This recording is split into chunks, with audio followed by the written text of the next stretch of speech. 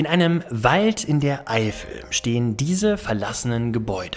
Wohnhäuser, in denen früher mal Familien lebten, verfallen. Bauernhöfe und Scheunen sind seit vielen Jahrzehnten verlassen. Und auch sonst ist nicht mehr viel übrig vom ehemaligen Dorf Staudenhof, das in den 60er Jahren mal als der kleinste Ort Deutschlands bekannt war. Heute allerdings wird es Zeit, diesen verlassenen Ort mal wieder ein kleines bisschen mit Leben zu füllen, denn wir machen heute eine kleine Wanderung ins verlassene Dorf Staudenhof und wir klären natürlich auch die Frage, was zum Henker ist hier eigentlich passiert und warum wohnt hier heute niemand mehr? Hi, ich bin Matthias und auf meinem YouTube-Kanal zeige ich euch regelmäßig ungewöhnliche Orte mit einer ungewöhnlichen Geschichte. Wenn euch gefällt, was ihr seht, dann abonniert gerne meinen Kanal und wenn ihr meine Arbeit unterstützen wollt, dann abonniert mich bei Patreon oder werdet Kanalmitglied hier auf YouTube. Dann bekommt ihr exklusive Inhalte und neue Videos vor allen anderen. Aber jetzt geht's erstmal los mit dem neuen Video.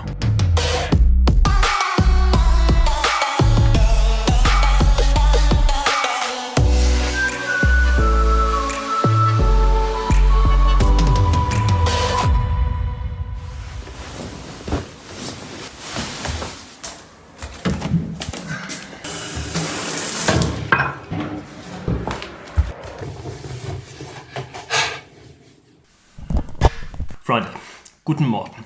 Ihr seht schon, der heutige Ausflug beginnt ein kleines bisschen anders, als er sonst beginnt, denn wir können heute nicht einfach so loswandern. Wir brauchen ein kleines bisschen Vorbereitung. Und ich habe mir für diese Vorbereitung Dinge gekauft und die möchte ich euch kurz einmal vorstellen. Das erste, was ich ersteigert habe, aus der Apotheke, ist ein Zeckenspray. Hochentzündlich und deswegen hoffentlich auch sehr wirksam. Ich habe nämlich überhaupt gar keine Ahnung, wie eigentlich die Wege beschaffen sind, die wir heute bewandern werden. Sind das Wanderwege oder müssen wir da gleich irgendwie einmal quer durchs Gestrüpp, um dieses verlassene Dorf zu finden? Ich habe keine Ahnung. Ich hoffe, wir müssen nicht durchs Gestrüpp, weil ihr wisst ja, wie viel panische Angst ich vor diesen Viechern hier habe. Egal, das Zeckenspray wird alles abwehren. Hoffe ich zumindest. Und das zweite, was ich mir gekauft habe, was ebenso wichtig ist für den heutigen Ausflug, ist das hier. Ja, ihr seht richtig. Literatur. Mit echten Seiten. Das hier ist ein Buch Staudenhof, das verlassene Dorf, von einem Hobbyhistoriker, der Uwe Neumann heißt. Ich habe es nicht mehr auf dem freien Markt gefunden. Ich habe tatsächlich 60 € dafür ausgegeben bei einem Antiquitätenhändler, weil es sonst nirgendwo mehr verfügbar war. Und das Schöne an diesem Buch ist, der gute Herr Neumann hat Fotos gesammelt von diesem verlassenen Dorf Staudenhof aus den 50er Jahren, aus den 60er Jahren, uralte Bilder. Und das ist natürlich wunderbar für uns, denn dann können wir gleich mal so ein bisschen gucken, wenn wir diese verlassenen Ruinen sehen, was das denn früher mal gewesen ist. Das steht nämlich alles in diesem Buch hier drin. Und, was hier ebenfalls drin steht, es gibt wohl einige Sagen, die dieses Dorf Staudenhof umgeben. Horrormäßige Gruselgeschichten, offenbar. Ich hoffe, wir kommen da gleich lebend überhaupt wieder raus. Gut, aber bevor wir überhaupt rauskommen aus diesem Dorf, müssen wir natürlich erstmal reinkommen in dieses Dorf. Und ganz ehrlich, ich habe keine Ahnung, ob uns das überhaupt gelingt.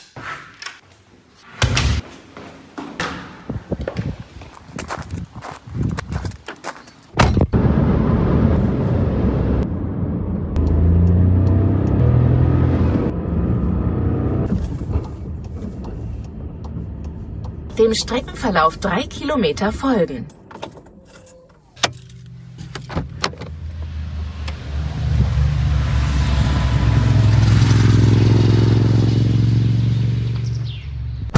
So, da sind wir auch schon.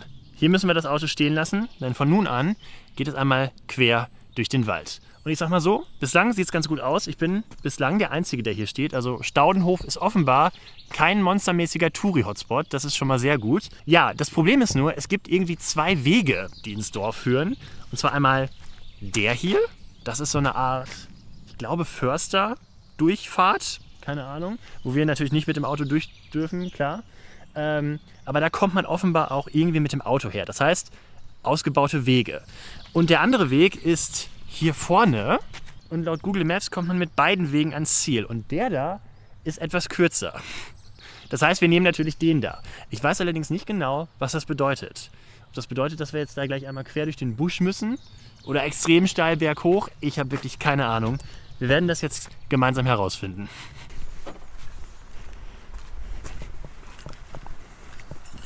Okay, ich glaube, ich habe gute Neuigkeiten für uns. Schaut mal. Google Maps sagt, die Route ist größtenteils flach. Das ist wundervoll. Größtenteils flach. Genau wie meine Witze. Das ist wirklich sehr beruhigend zu hören, weil ihr wisst ja, was für ein Wanderer ich bin. Gut, ich muss natürlich dazu sagen, das Ganze dauert jetzt hier 24 Minuten und 1,8 Kilometer. Das ist wirklich nichts. Das laufen andere Leute 10-mal am Tag. Aber für mich ist das hier wirklich was ganz Besonderes. Ja, und wir haben schon das erste Problem. Wir laufen in die falsche Richtung. Scheiße. Hä? Google hat doch gesagt, wir müssen nach links runter. Habe ich jetzt gemacht, aber jetzt bin ich links gelaufen. Jetzt laufen wir hier über einen völlig falschen Feldweg. Guck mal hier, da geht die Route her und wir sind jetzt da. Was soll das denn jetzt? Ich kapier's nicht. Ich bin auch zu dumm zum Kartenlesen. Was bedeutet das denn jetzt hier? Guck mal, hier geht jetzt noch so ein Weg rein. Durchs Gestrüpp. Ist der damit gemeint? Müssen wir jetzt da rein? Ach du heiliger Bimbam, ja, Gott sei Dank lange Hose an und Anti-Brumm-Spray drauf. Na, dann wollen wir mal. Ja, und von wegen flach, ne? Guckt euch das Dilemma mal an. Wie das hier runterführt. Das müssen wir gleich alles wieder hochlaufen. Das Problem ist auch, der Boden ist relativ lehmig, oder wie man das nennt. Soll heißen, oh, Jesus! Man rutscht hier sehr schnell aus. Oh, mein Gott, nee. Aber das Ende ist in Sicht. Schaut mal da. Aha. Was ist das? Ist das irgendwie, um Tiere zu erlegen oder wofür ist das geeignet? Ich vermute, wir müssen jetzt hier rechts runter. Ja, schauen wir mal. Nee, er meint wirklich daher. Wir müssen ernsthaft da durch. Ey, das kann nicht wahr sein. Gut, dass ich keine kurze Hose angezogen habe. Oh, ist das furchtbar. Die Frage ist jetzt wirklich, ne, geht das jetzt hier die ganze Zeit so weiter? Müssen wir jetzt hier die ganze Zeit durch dieses Dickicht laufen? Weil das sieht auf der Karte aus wie ein Wanderweg und das hier sieht mir nicht aus wie ein Wanderweg. Das sieht mir aus wie, als wären hier schon seit 700 Jahren keine Menschen mehr hergelaufen. Ey, ich krieg zu viel. Und wisst ihr, was jetzt noch passiert ist? Jetzt ist das Internet weg und die Route auch. Ey, ich drehe hier durch. Was ist das für eine scheiß Eifel hier? Hallo? Hallo? Ich bin jetzt hier mitten im tiefsten Wald. Das sieht ganz und gar nicht nach einem Wanderweg aus. Ich weiß nicht, wo ich da ankomme. Und die Route ist jetzt weg. Ich habe jetzt hier kein Netz im Wald. Aus irgendeinem Grund löscht das iPhone nach einer Zeit einfach immer dann die Route, wenn man es nicht die ganze Zeit aufgehabt hat. Also das Einzige, was für mich jetzt Sinn macht, ist, dass ich jetzt diesen Berg hier einfach wieder hochlaufe, den ich gerade runtergelaufen bin. Leute, wir machen jetzt noch was ganz anderes. Wir laufen jetzt hier mal rechts. Weil wenn wir hier rechts laufen, dann führt dieser Weg hier da oben auf den Försterweg. Und ich habe da gerade auch ein Auto fahren hören. Vielleicht treffen wir ja einen netten Förster, der mich mitnimmt.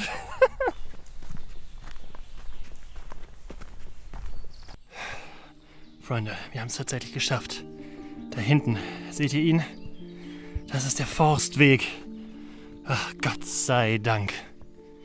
Ich dachte schon, ich komme nie wieder aus diesem Wald raus.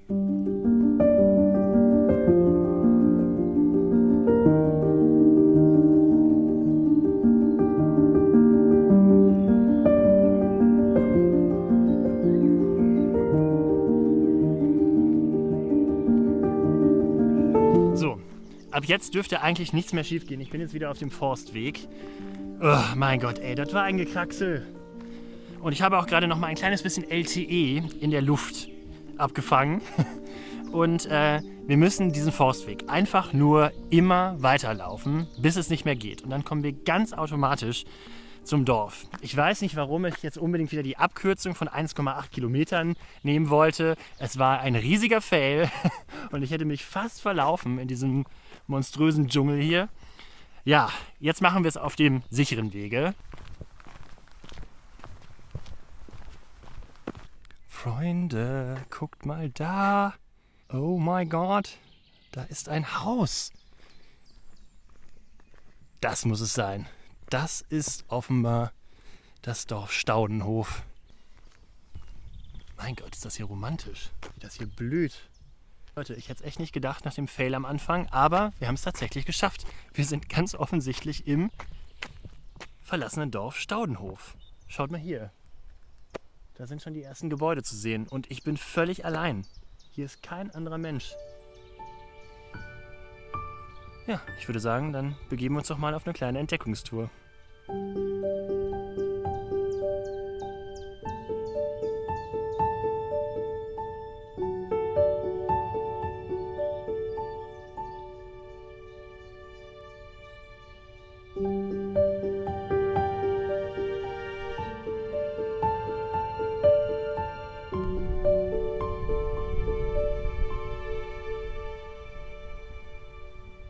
Ja, was sehr auffällig ist, wenn man mal hier so durch dieses verlassene Dorf läuft, das Gelände hier wird sehr offensichtlich noch gepflegt. Da hinten ist auf jeden Fall der Rasen gemäht worden vor nicht allzu langer Zeit.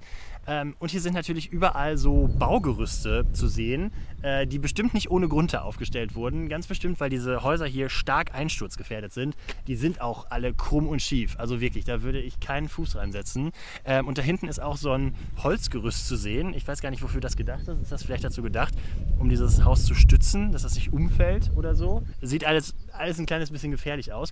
Und da hinten ist noch ein Haus, das ganz offensichtlich nicht verlassen ist. Da hängt noch eine Satellitenschüssel und all so ein Zeug. Das sieht auch nicht abgeranzt aus oder so. Ich meine gelesen zu haben, dass es sich dabei inzwischen um ein Ferienhaus handelt. Also man kann offenbar hier auch irgendwie Urlaub machen. Wobei ich nicht ganz genau herausgefunden habe, wie man das buchen kann und wen man dafür anrufen muss. Steht zumindest auch kein Schild. Ansonsten auch generell sehr auffällig, dass hier überhaupt keine Schilder oder sowas stehen. Es ist alles überhaupt nicht touristisch erschlossen hier. Deswegen würde ich sagen, bevor wir hier weiter wie so Trottel rumirren, versuchen wir doch mal den Herrn Neumann zu Rate zu ziehen und mal gucken, ob der uns mal so ein bisschen erzählen kann, was das hier eigentlich so für Gebäude sind. Ja, und bei diesem restaurierten Gebäude hier handelt es sich tatsächlich um die ehemalige Schule von Staudenhof. Schaut mal da. Und das da hinten ist, wie ich diesem Buch entnehmen kann, das ehemalige Toilettenhäuschen gewesen. Ja, so sah das hier 1961 aus, als die Schule komplett verfallen und verlassen war. Ja, das hat man dann irgendwann offensichtlich restauriert, wie auch dann hier auf diesem Foto zu sehen ist. In dem Buch ist auch noch eine Schulchronik zu lesen. Ja, die Schule in Staudenhof hat offenbar eine Besonderheit, die alle Kinder lieben. Und zwar gab es offenbar eine berühmte Kirmes hier im Dorf. Und immer wenn diese Kirmes war, war am Tag nachher schulfrei. Ja, und vorher, schon 8 Tage vorher, wurde fleißig gebacken und ganze Körbe voller Kuchen, Torten und so weiter und Kartoffeln zusammengebacken und gekocht. Ja, und an Kirmestagen kamen dann alle Verwandten von weit und breit hier nach Staudenhof. Ja, davon ist natürlich heute nichts mehr zu sehen. Hier ist sogar noch das Inventar der Schule aufgelistet. Hier, guck mal hier, Globus, Zirkel, Rechenmaschine, Schultafel mit Gestell, eine Reckstange. Boah, allein das Wort macht mir Angst. Und hier auch das Inventar des Bücherschranks, 4 Gesangsbücher, ein Buch Die Tuberkulose als Volkskrankheit und deren Bekämpfung, 2-mal Verhütung der Tuberkulose und Gesundheit und Alkohol. Ja, dieses Haus, was wir da links sehen, das war keine Schule, das war ein ganz normales Wohnhaus, und zwar das Wohnhaus Nummer 5, wie wir diesem Buch entnehmen können. Und darin hat ein Mann gewohnt, laut diesem Buch, der einfach nur der Alte genannt wurde. Auch irgendwie nett, oder?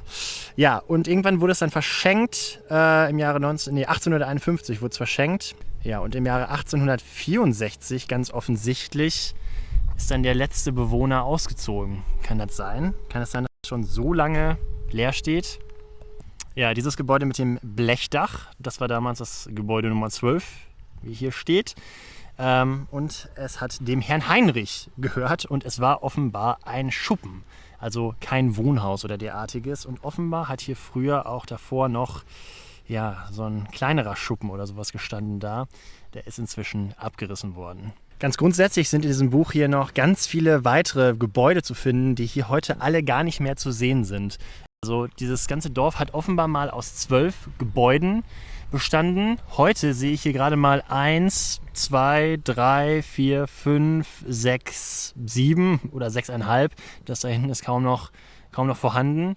Ja, also der größte Teil wurde hier bereits abgerissen. Und wozu ich leider irgendwie gar keine Informationen finde hier, ist tatsächlich diese monströse Scheune hier oben, die sieht mir auch ehrlich gesagt ein kleines bisschen moderner aus als alle anderen Gebäude, die hier so zu sehen sind. Ich weiß nicht, ob die irgendwann mal nachträglich gebaut wurde. Keine Ahnung. Es ist schon irgendwie eine interessante Stimmung, wenn man hier durchläuft und wenn man auch die Geschichten hier in diesem Buch liest und die Schulchronik und so. Man kann sich das so richtig bildhaft vorstellen, wie das damals hier so gewesen ist, ne? Damals vor vielen, vielen, vielen Jahrzehnten, wie hier die Kinder quasi durch die Straßen getobt sind, dann da vorne in die Schule gegangen sind und dann gab es am nächsten Tag schulfrei, weil ja Kirmes war. Ja, himmlische Ruhe, kein Strom, kein Internet. Ja, ganz offensichtlich war aber nicht alles schön hier damals in Staudenhof.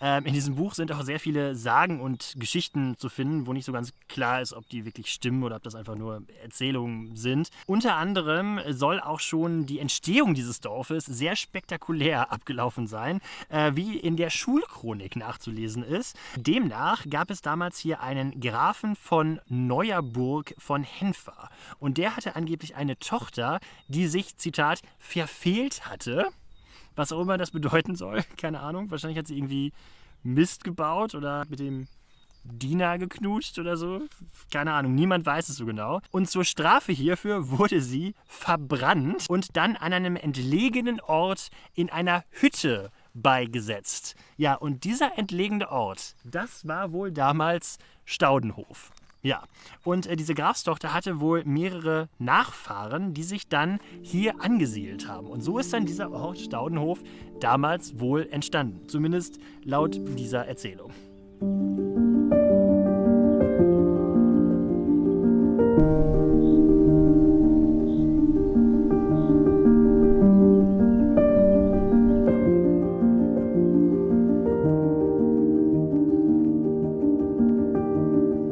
Okay, jetzt hören wir aber mal auf mit den Gruselgeschichten. Jetzt kommen wir mal endlich zu den Fakten. Denn eine Sache haben wir ja immer noch nicht geklärt, und zwar, warum ist dieser Ort denn hier eigentlich verlassen? Wieso wohnt hier niemand mehr? Und die Antwort hat wirklich überhaupt nichts mit Grusel zu tun, auch wenn es hier zum Teil etwas apokalyptisch aussieht. Und sie hat auch sonst keinen großartigen Plot-Twist, denn Schuld am Niedergang dieses Ortes ist schlicht und einfach der Strukturwandel. Über viele Jahrhunderte war die Eifel eine Hochburg der Eisenindustrie. Genauer gesagt wurde hier Erz gewonnen, Eisen erzeugt und dann verarbeitet. Die ersten Erzfunde gehen auf das Jahr 700 v. Chr. zurück. Und weil es hier so viel Erz gab, hatte praktisch auch jedes kleine Kaff ein eigenes Eisenhüttenwerk, so auch der Ort Märkishausen, der ganz zufällig neben dem Dorf Staudenhof liegt. Im Jahre 1760 wurde das Eisenwerk hier gegründet und damit begann auch der Aufschwung von Staudenhof, denn die ganzen Arbeiter zogen hierher. Im Jahre 1818 wohnten schließlich 128 Leute in diesem Ort. Dann allerdings im mittleren 19. Jahrhundert begann der Niedergang der Eisenproduktion. Das hatte ganz unterschiedliche Gründe. Zum einen die schlechte Infrastruktur und die beschwerlichen Transportwege. Das wundert mich jetzt nicht bei diesem Wanderweg. Und auch die zerstrittenen Landsherren in der Region sollen ihren Teil zur Entwicklung beigetragen haben. Und dann gab es zu guter Letzt durch die Eisenproduktion auch noch erhebliche Umweltschäden. Im Jahre 1898 wurde in Jünkerath der letzte Hochofen der Eifel ausgeblasen. Damit endete eine 2600 Jahre alte Industriegeschichte in der Region. In Märkishausen war schon im Jahre 1892 Schluss mit der Eisenproduktion. Schuld war laut dem Buch der Kohlenmangel und das hatte auch ganz konkrete Auswirkungen auf das Dorf Staudenhof. Die ehemaligen Arbeiter und ihre Familien wanderten schnell ab und weil das Dorf so abgeschieden lag, gab es für den Ort auch kaum Entwicklungschancen. Schon Ende des 19. Jahrhunderts wohnten in Staudenhof nur noch knapp die Hälfte der ehemaligen Bewohner. 1960 wohnte nur noch eine einzige 7-köpfige Familie hier. Und im Jahre 1990, also vor mehr als 30 Jahren, packten dann schließlich die letzten Bewohner ihre Sachen und machten Staudenhof endgültig zum Geisterdorf. Von diesem ehemaligen Eisenhüttenwerk ist hier heute übrigens nichts mehr zu sehen und auch die ganzen Arbeiterhäuser, die hier damals errichtet wurden, sind inzwischen alle abgerissen worden. Völlig unklar ist übrigens auch, was mit diesem Dorf hier eigentlich langfristig passieren soll. Ich habe gerade Besuch bekommen, hier ist nämlich jetzt gerade wieder so ein Trecker hergefahren und jetzt wird dort hinten wieder der Rasen gemäht, warum auch immer man das macht. Die Häuser allerdings verfallen hier zunehmend, also da wird überhaupt nichts dran gemacht. Keine Ahnung, finde ich komisch. Eigentlich könnte man auch hier ein wunderbares, schönes, kleines Ferienhausgebiet hinbauen, oder? Also schön in der Natur, man hat seine Ruhe, kein Internet. Also ich würde hier wohl wohnen wollen. Gut, der Weg hierhin ist vielleicht ein kleines bisschen beschwerlich und ein bisschen zu viele Zecken hier.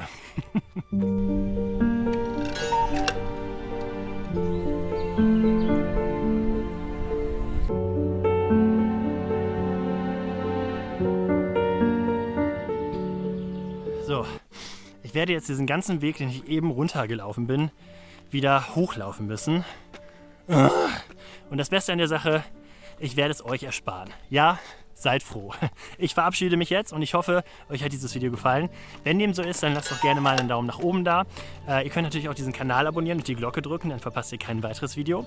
Und wenn ihr Patreon werdet oder Kanalmitglied, dann gibt es noch so ein bisschen Bonusmaterial zu dieser Folge. Zum Beispiel werde ich euch dann auch erzählen, welchen Weg man jetzt eigentlich wirklich nehmen muss, um ins verlassene Dorf Staudenhof zu kommen. Also abonniert mich gerne da und vielleicht hilft es euch irgendwie, wenn ihr diese Tour auch mal machen wollt. Ich hoffe noch so ein bisschen, dass der Trecker zurückkommt und mich vielleicht mit nach oben nimmt. Egal, wir packen das. Tschüss und bis zur nächsten Reise. Hello again. Geschafft.